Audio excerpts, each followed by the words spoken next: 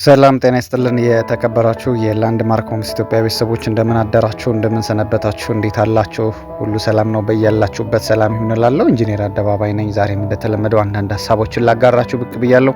አብራችሁን ቆዩ። ዛሬ እንግዲህ የተለያዩ ማስታወቂያዎችን ስሰራ በብዛት አንዳንዶቻችሁ ከቪላና ከአፓርትመንት ጋር በማነጻጸር የተለያዩ ሀሳቦችን ስታነሱልኝ ነበር። እንግዲህ ዛሬ ደግሞ ቪላ ወይንስ ደግሞ አፓርትመንት መግዛት የትኛው ከምን ጋር ከምን አንጻር ከምን አኳያ የሚሉትን ነገሮች በዝርዝር የማስቀምጥላችሁ ይሆናል። አብራችሁን ቆዩ። ከዛም በኋላ እናንተ የትኛውን መግዛት የትኛው ላይ ኢንቨስት ማድረግ እንዳለባችሁ ግልጽ ይሆንላችኋል ማለት ነው። በድጋሚ አብራችሁን ቆዩ። ታዲያ ይህን ጉዳይ እንግዲህ በዋናነት በሶስት ነገሮች የምናየው ይሆናል። የመጀመሪያው በጀት ነው። ሁለተኛው ደግሞ የመኖር ፍላጎት ሲሆን ሶስተኛው ደግሞ የኢንቨስትመንት ዓላማ ይሆናል። ስለዚህ አጠቃላይ የአፓርትመንትና የቪላ ኖርማል ቪላዎችን መግዛት ከነዚህ ከሶስቱ አኳያ አይተን የትኛው የተሻለ ነው የሚለውን ነገር በዝርዝር የምናያቸው ይሆናል ማለት ነው። እንግዲህ የመጀመሪያው ነገር አፓርትመንት ወይስ ቪላ ልግዛ ወይም ደግሞ ልስራ የሚለውን ሊወስንልን የሚችለው ነገር እንግዲህ በጀት ነው። በጀት ደግሞ እንግዲህ እነዚህ ከታች ያሉትን የጻፍኳቸውን ሶስት ነገሮች ያጠቃላል። የመጀመሪያው የመግዣ ዋጋ ነው። ሁለተኛው ደግሞ የማደሻ ዋጋ፣ ሶስተኛው የመገንቢያ ዋጋ።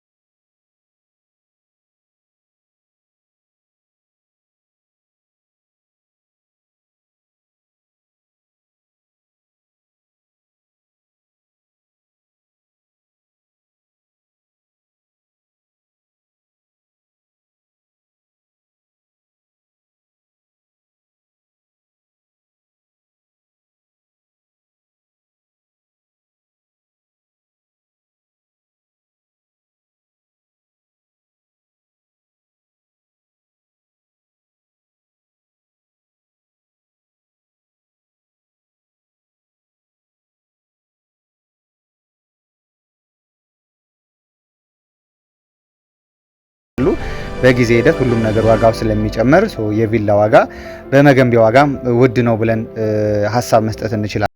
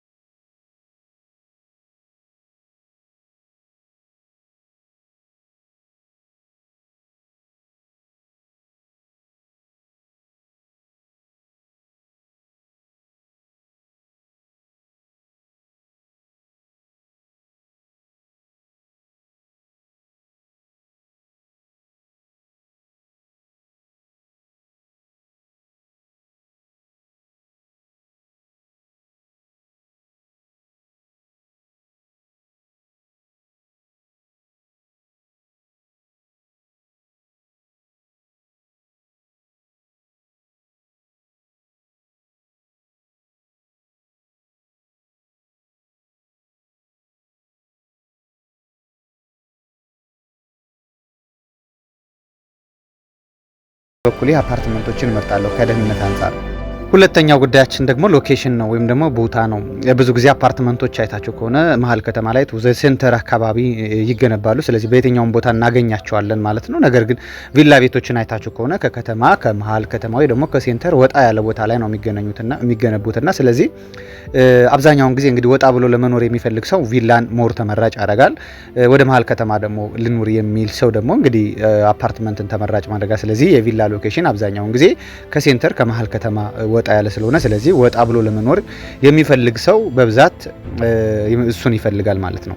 ሌላውና ሶስተኛው ጉዳይ ደግሞ እድሳት ወይ ደግሞ ከስተማይዜሽን ነው። ይህንን በመጀመሪያው ጉዳይ አንስተነው ነበረ። እድሳት ብዙውን ጊዜ እንግዲህ ለቪላ ላይ ወጪዎች ይበዛሉ፣ የእድሳት ወጪዎች ይበዛሉ። ቪላ ላይ እያንዳንዱ ወጪ ከአጥር ጀምሮ እያንዳንዱ ወጪዎች እድሳት ላይ ይበዛሉ። ቪላ ላይ፣ አፓርትመንት ላይ ያን ያህል እድሳት የለም። ምናልባት የውስጥ እድሳት የውስጥ ስራዎች ሊኖሩ ይችላሉ፣ ግን አንድ ጊዜ ኦልሬዲ ተሰርተው ያተጠናቀቁ ስለሆኑ ያን ያክል እድሳት የሚጠይቁ ነገሮች አይደሉም። ሌላው አራተኛው ክፍት ቦታ ወይ ደግሞ ስፔስ የምንለው ነገር ነው። በስፔስ ደረጃ ስንመጣ እንግዲህ ቪላዎች በጣም ኔቹራሊ ኢንቫይሮንመንት ላይ የሚያስተጋቡ ጥሩ የሆነ ስፔስ ያላቸው ናቸው ቪላዎች ከአፓርትመንቶች ይልቅና ቪላ አብዛኛው እንግዲህ ሰው በራሱ ወይ ደግሞ ከተፈጥሮ ጋር መገናኘት የሚፈልግ ሰው ናቹራል ኢንቫይሮንመንቱን መስተጋባት ወይ ደግሞ መስተጋብር የሚፈልግ ሰው ቪላን ሞር ተመራጭ ማድረግ አለበት ብዬ አስባለሁ። ምክንያቱም ደግሞ ቪላ ላይ ስፔስ አለ። ኢቭን ለምሳሌ 200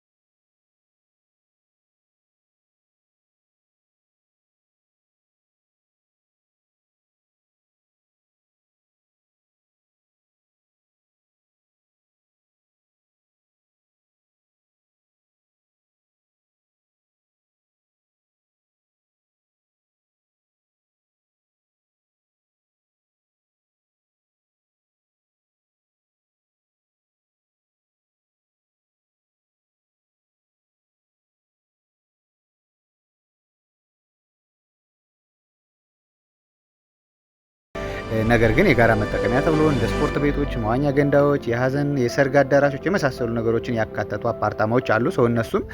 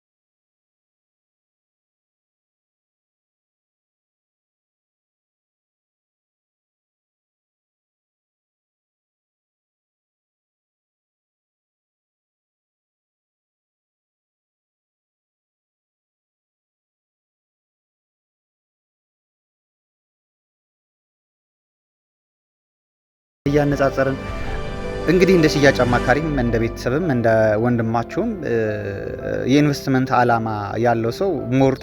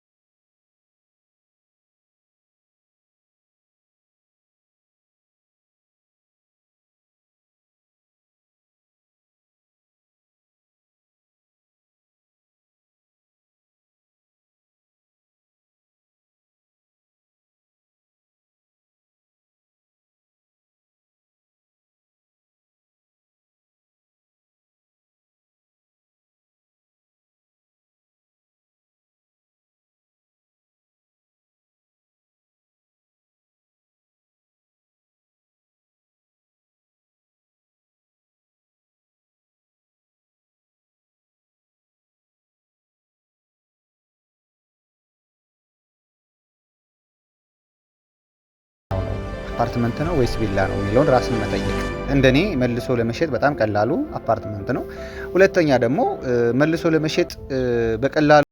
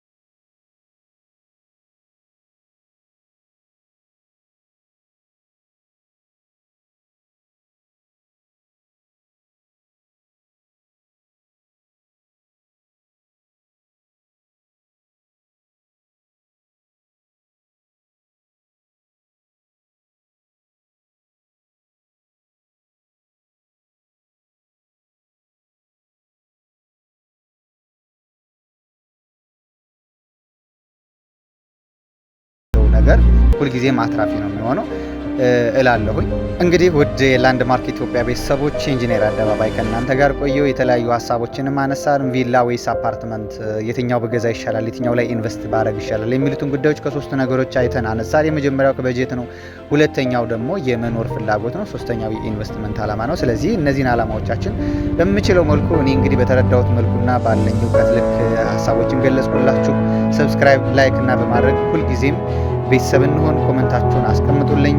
ሁሌም በሽያጭ ላይ ነን፣ አፓርትመንቶች በሽያጭ ላይ ነን፣ የንግድ ሱቆች በሽያጭ ላይ ነን። ስለዚህ ያለቁ አፓርትመንቶችን፣ የተጠናቀቁ የንግድ ሱቆችን አሊያም ደግሞ በጊዜ ሂደት ቀስ እያልኩ የሚከፍላቸው አፓርትመንቶችን የምትፈልጉ ሰዎች ሁልጊዜም ደውሉልኝ። ሁልጊዜም ለእናንተ አፓርትመንት ለመሸጥ ዝግጁ ነኝ። ሁልጊዜም የእናንተን ደስታ እመኛለሁ። ሁልጊዜም ውርሳችሁን፣ የልጆቻችሁን ቅርሳችሁን እመኛለሁ። መልካም ቀን ይሁንልዎት። ላንድማርክ ሆምስ